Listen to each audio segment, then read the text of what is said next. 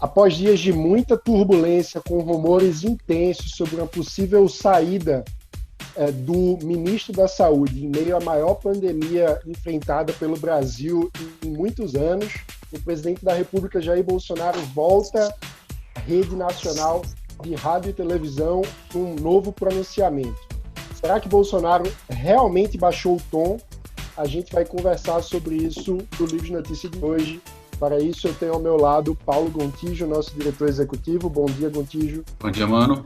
Tenho comigo também Magno Cal, nosso diretor de políticas públicas. Bom dia, Magno. Bom dia, mano. Bom dia, pessoal. E, além disso, vamos contar com a contribuição de um convidado especial, o médico infectologista Arthur Brito, associado do Livres. Bom dia, Arthur.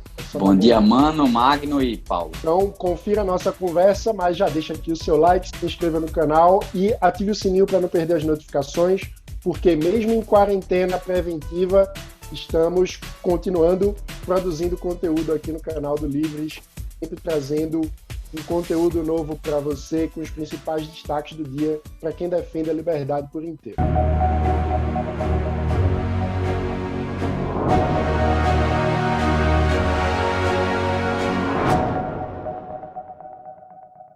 Bem, já é o terceiro pronunciamento do presidente Jair Bolsonaro nesse contexto de crise humanitária em função da pandemia do coronavírus. Gontijo, como é que você avalia a narrativa presidencial nessa terceira mensagem à nação? É difícil de avaliar ela, o que move ela, né? O bolsonarismo ele sempre tem razões muito pouco claras para isso, mas faz sentido associar isso à perda de popularidade e à resposta das redes sociais às atitudes até então. O fato de abrir quase que pedindo desculpas, de finalmente fazer menção aos nossos 800 mortos, depois de já ter se solidarizado ao primeiro-ministro da Inglaterra, N pessoas, mas aos brasileiros mortos até então nenhum deles. E uma certa tentativa de mudar a narrativa de acordo com uma persona um pouco mais, vamos dizer assim, menos enfrentadora, né? Na última vez que a gente fez uma avaliação de um pronunciamento dele, a gente falou o seguinte: até quando será que isso dura? E no dia seguinte de manhã, às 8 horas da manhã, ele já estava brigando no Twitter com os governadores, postando fake news sobre o centro de abastecimento de Belo Horizonte. De novo, não inspira muita confiança pelo passado, pelo histórico, pela quantidade de confrontos. Eu acho que as pessoas já estão chegando à conclusão que o Bolsonaro não sabe fazer outra coisa a não ser o método do confronto constante. E tem também um ponto, eu acho, bastante relevante dessa fala, que é o foco na politização de um medicamento, né? Assim, uma bandeira de governo ter virado um remédio é um negócio sem precedente na história do Brasil e vai se somar a uma daquelas jabuticabas do tipo analista de BBB, enfim, descoloramento de pelo em laje de favela e presidente propagandista de remédio. Coisas que só acontecem no Brasil. Não faz o menor sentido, institucionalmente não tem menor... não cabe no papel, e gera nas redes sociais e na sociedade uma figura muito bizarra, que é a do torcedor de remédio. Torcido contra e pró um remédio, que é quando na verdade está todo mundo torcendo pela cura. Pois a sensação, no fim das contas, é um retrato da realidade, né? Afinal de contas, temos na presidência da República o antigo deputado federal de baixo clero que fazia uma proposta de lei em defesa da pílula de cura do câncer. Então, acaba sendo mais um triste episódio daquilo que a gente já viu. Magno, como é que você analisa o contexto político desse pronunciamento após uma semana de muita turbulência, com rumores de demissão do ministro da Saúde, com falas provocativas do próprio presidente contra o seu ministro, e notícias de bastidores falam de muita pressão da ala militar do governo sobre o presidente? O que é que a gente deve entender desse pronunciamento? Bem, o presidente claramente tentava não só amenizar o tom dos últimos dias, mas também se mostrar em controle da situação, no comando, como o técnico do time. A gente viu recentemente nas coletivas muitas menções dos técnicos auxiliares, mesmo ministros, ao presidente. A gente viu o ministro da Cidadania, o Nixon Lorenzoni, repetitivamente falando, instruído pelo presidente Bolsonaro, conforme instruído pelo presidente Bolsonaro, como nos disse o presidente Bolsonaro, num esforço estranho de subjugação, num esforço estranho de demonstrar prestígio do presidente Bolsonaro, para esconder, obviamente, para quem estava observando, a total bagunça e desorganização que é esse governo. Não há questionamento algum sobre informações que tivemos nessa semana, que foi planejada uma reunião ministerial com a presença de Osmar Terra sem Mandetta, e que Mandetta foi convocado nos últimos minutos. Que a equipe de Mandetta, segundo o próprio Mandetta, já organizava as suas mesas, inclusive a do próprio ministro, no Ministério da Saúde, para deixarem o governo.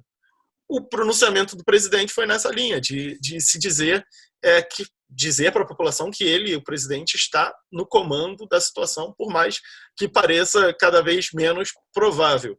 Ele mencionou algumas vezes que instruiu os ministros, que trabalhou com sua equipe, que já estava levando essa pandemia a sério, como todos nós sabemos que não estava coisa nenhuma, que o presidente há 3 semanas estava abraçando manifestantes, às 2 semanas estava no mercado em Brasília. Então, o que eu vejo é uma tentativa do presidente de se mostrar pacificador e, ao mesmo tempo, se colocar no controle das atuações do governo, mas, como o Gontijo disse, pode ser negado amanhã por qualquer fato, por qualquer pronunciamento do presidente, porque é assim que ele é, e é assim que nós nos acostumamos a ver. Deixa eu só fazer um adendo importante, assim. Só hoje, no dia de hoje, Carlos Bolsonaro, Eduardo Bolsonaro atacaram frontalmente o governador João Dória no Twitter. Então, no mesmo dia que tem esse discurso da figura do presidente pacificador, por outro lado, tem os filhos que todo mundo sabe que são muito próximos, no mesmo dia, virulentamente atacando o governador do estado de São Paulo.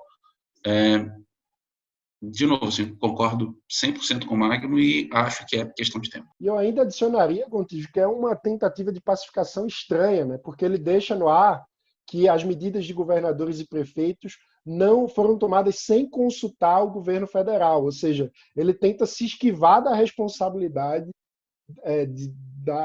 das medidas, né? Então, é meio porque que não é pacificação nenhuma. Não é pacificação nenhuma. É uma tentativa do presidente de se readequar ao que ele percebe através de seus informantes, de que é o humor das redes sociais, que é o mundo onde o pessoal do entorno do presidente vive. Precisaram, nesse momento, 800 mortes depois, dizer para o presidente, olha, talvez você deveria se solidarizar com as famílias. Talvez você devesse dizer que a prioridade do governo sempre foi salvar vidas. Ora, obrigado, né, por fazerem o mínimo e serem minimamente humanos.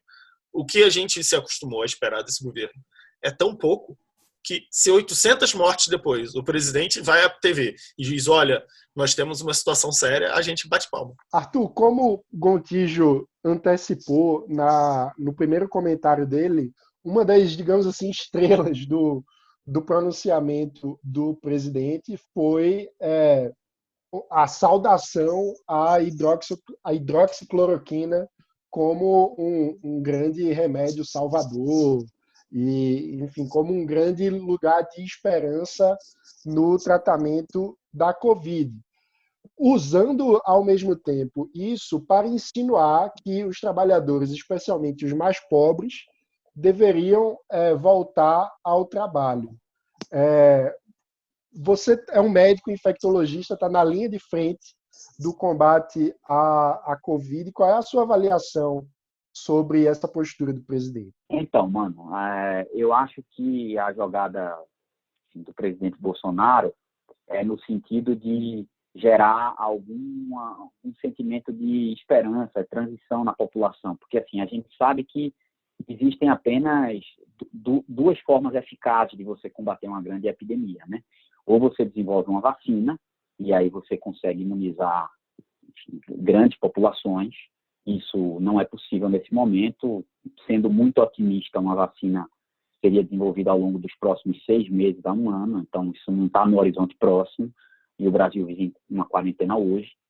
E a outra forma seria você encontrar um tratamento eficaz, que aí fica mais fácil de você dizer à população, veja, você vai sair de casa amanhã, mas se você pegar Covid-19, você não está condenado a viver ou morrer, independente do que a gente faça, né? Então, eu acho que a ideia dele é nesse sentido de tentar vender uma mensagem de ponte, né? Eu vou tirar você de casa, você tem que trabalhar, mas, ao mesmo tempo, eu não estou lhe condenando a ter uma infecção e ficar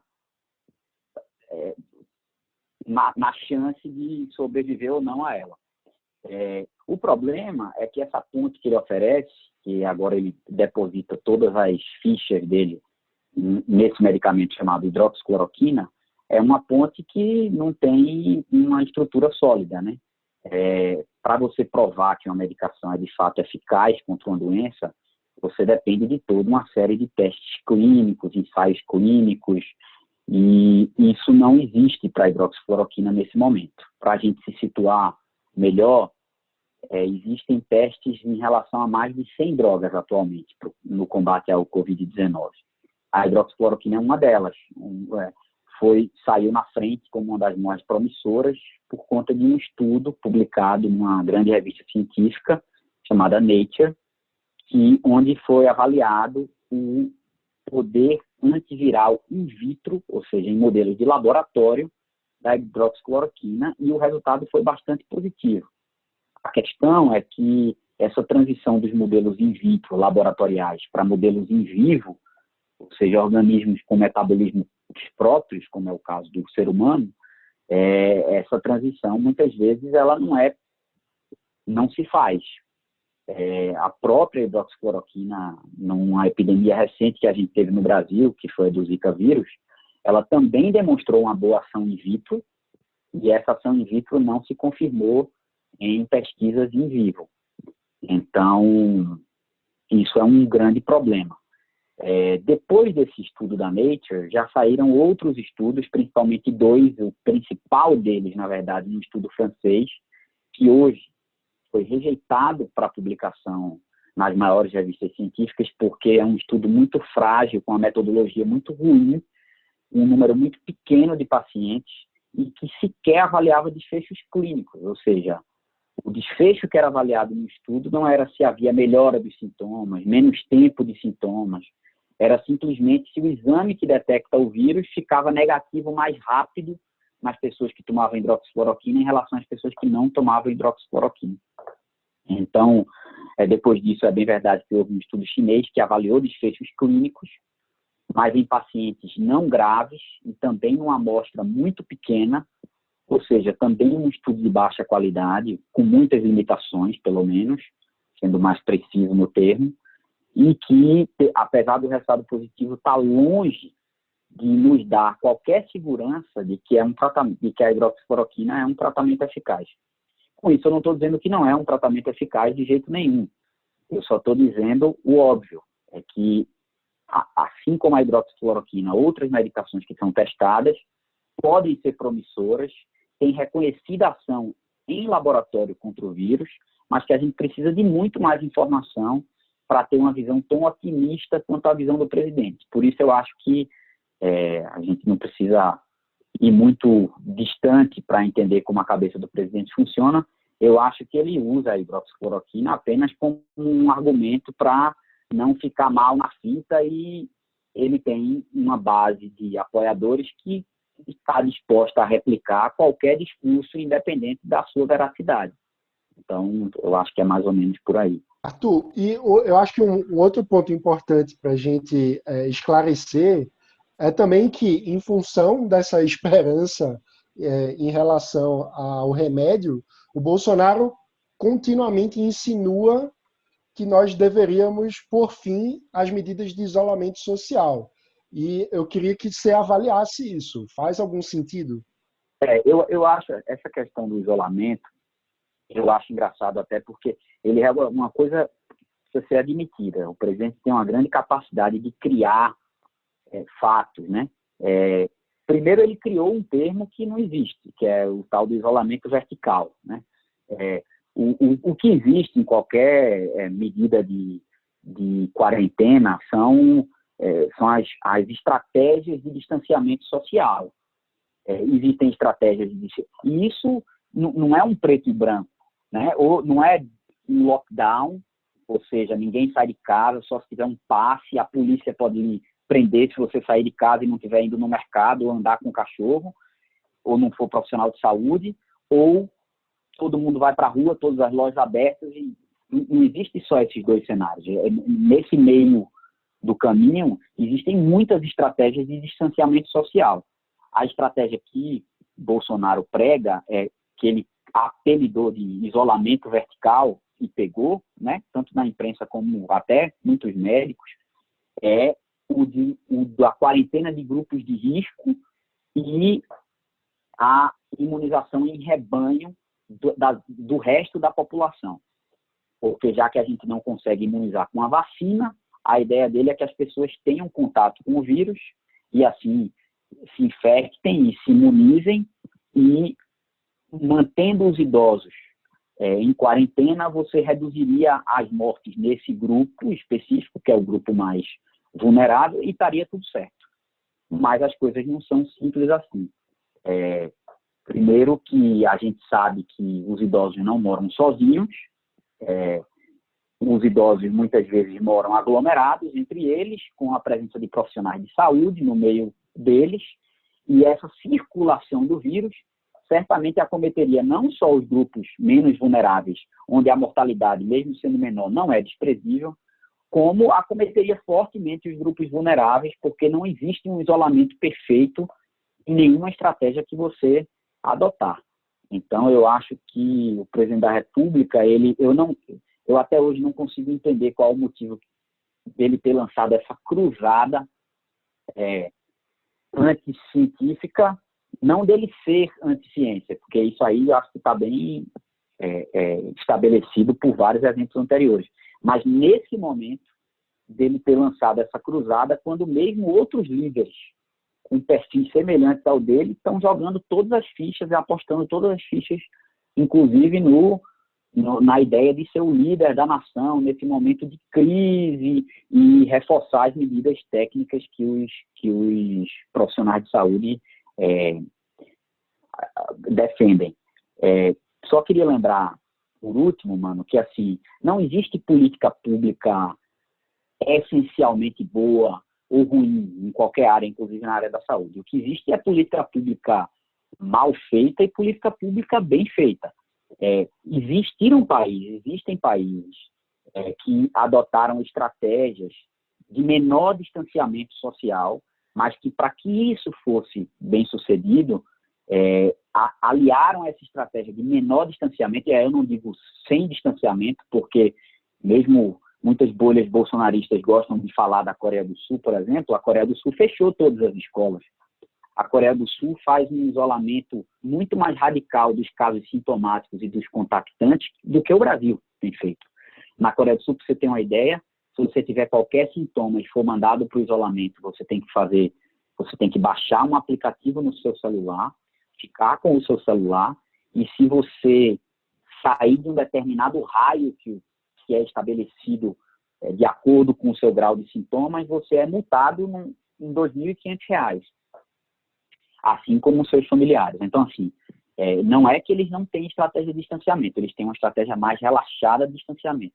Mas para que isso fosse possível, eles aliaram a uma rede que conta com inteligência artificial, testagem em massa de pessoas nas ruas, uma vigilância epidemiológica que vem se preparando desde que a Coreia do Sul fez um papelão em epidemias anteriores, principalmente no próprio SARS-CoV-1 e no MERS, que são também coronavírus, outros coronavírus, mas coronavírus anteriores que causaram grande estrago na Coreia do Sul, e por isso que eles montaram um sistema de vigilância epidemiológica tão rigoroso. Isso foi construído ao longo de anos, e que certamente o Brasil não tem capacidade de fazer isso nesse momento. Então, a política pública que o presidente propõe, eu nem vou entrar no mérito se ela é boa ou é ruim, porque sempre há discussão no meio científico que pode ser feita, mas certamente ela vai ser mal estabelecida, porque não existe planejamento para isso, e nem capacidade técnica, ou de pessoal, ou financeira, econômica, para que o Brasil faça isso. Deixa eu fazer uma pergunta para o Arthur aqui. Muita gente está especulando não só a questão de tempo, né, assim, quando as coisas vão começar a voltar ao normal, mas acho que a pergunta mais importante é se elas vão voltar ao normal. E acho que a pergunta para você é: o mundo que a gente conheceu de grandes aglomerações, futebol, show, muita gente na rua, metrô lotado, ele vai ter que ser repensado depois disso?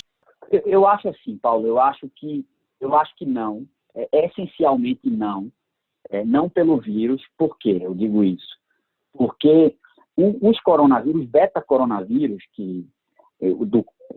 aos quais o SARS-CoV-2 faz parte, eles são vírus com uma capacidade de mutação não tão radical, no sentido de que eles não mudam na sua essência. Eles mutam muito, mas são vírus que você tem capacidade de produzir vacinas que serão eficazes por longos períodos, por muitos anos, por alguns anos pelo menos. Então, a partir do momento que isso acontecer, e a vacinação em massa puder ser implementada, você basicamente anula esse perigo de grande mortalidade por um tempo razoável. A questão é entender, então eu não acho que o mundo vai mudar, e a vacina não vai demorar tanto tempo. Todos os países do mundo estão pesquisando essa vacina, né? Então eu não acredito que vá demorar anos para ser desenvolvida. Vai demorar meses a ano, o que é muito tempo para o nosso pico epidêmico agora, mas não é muito tempo pensando a longo prazo e na mudança estrutural do mundo, né? A questão é a gente entender como o vírus vai mudar hábitos e a forma de pensar das pessoas. Nesse aspecto, eu acho que é bem mais difícil da gente discutir. Eu, particularmente, acho que a mudança também não será tão radical. Não é um vírus, diferente da peste, por exemplo, que acometeu a Europa durante séculos em epidemias, década em década, ou de anos em anos, e durante séculos, e isso realmente, quer dizer, você tem epidemias que seus pais viveram, você vive, seus avós viveram, e seus filhos vão viver, e aí aquilo vai mudando hábitos ao longo do tempo. Eu tenho a impressão de que essa é uma epidemia pontual, de uma magnitude absurda, mais pontual, e que a gente vai encontrar um instrumento realmente eficaz, que é a vacina, para que ela seja uma ameaça que vai ficar no passado, entendeu? Agora, outros vírus podem surgir, e aí sim a gente entra num cenário mais parecido com esse que eu descrevi. Mas eu não acredito que essa epidemia em si vai ter esse impacto tão duradouro, não. Arthur Brito, muito obrigado. Eu acho que foi muito esclarecedora suas falas. E, sem dúvida nenhuma, é um momento em que a gente precisa acompanhar o debate científico com cautela e permanecer atentos, apesar do discurso truncado do presidente da República. É um momento em que o Brasil precisa esquecer um pouco do seu presidente e seguir as recomendações das autoridades de saúde para que a gente saia dessa crise com o menor impacto humanitário possível. Então, sem dúvida, muito obrigado aí pela entrevista. Magno Gontijo, também muito obrigado E se você gostou desse vídeo, deixe o seu like, se inscreva no canal e ative o sininho para não perder as notificações, porque de segunda a sexta-feira o Livres continua trazendo conteúdo novo para você. Em isolamento social, cada um de nós em nossas casas, mas sempre trazendo os principais destaques do dia para quem defende a liberdade por inteiro. Obrigado e até amanhã.